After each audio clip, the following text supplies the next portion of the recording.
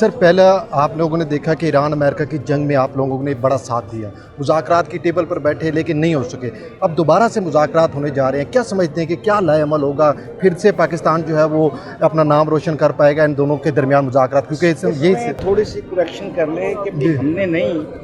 پوری پاکستانی قوم کی دعائیں تھیں، اور خصوصی شاباش ہے ہماری آج کی جو سول اسٹیبلشمنٹ ہے یا سول گورنمنٹ ہے اور ملٹری اسٹیبلشمنٹ ہے، بالخصوص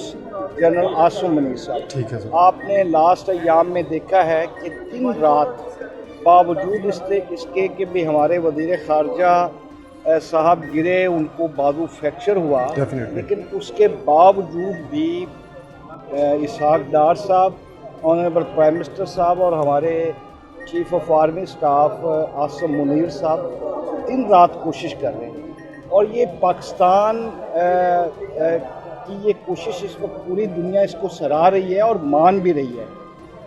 دعا گو ہیں کہ اللہ تبارک و تعالیٰ ہماری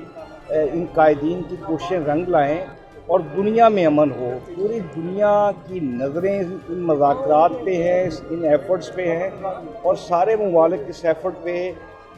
شاباش بھی دے رہے ہیں اور اپریشیٹ بھی کر رہے ہیں۔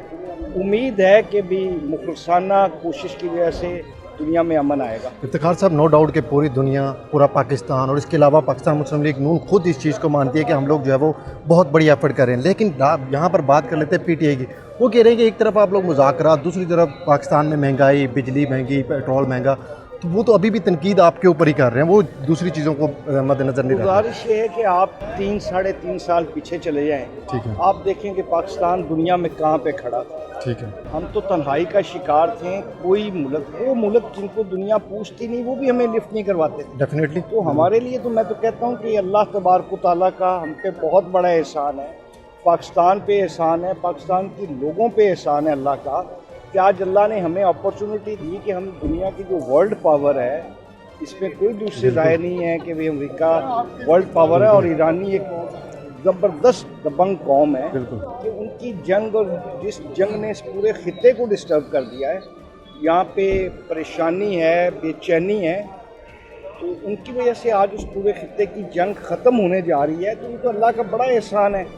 پی ٹی آئی کے متعلق تو میں یہ کہوں گا کہ ہم دعا کر سکتے ہیں کہ اللہ ان کو ہدایت دے، لگتا نہیں، اور میں تو بڑا کلیئر ہوں کہ لاتوں کے بھوت باتوں سے نہیں مانتے، ان کا علاج دوسرا ہی ہے اور وہ ہونا چاہیے، کیونکہ میری ہر چیز میری اس ملک پہ قربان ہے، میرا وجود، ہمارا ہر کچھ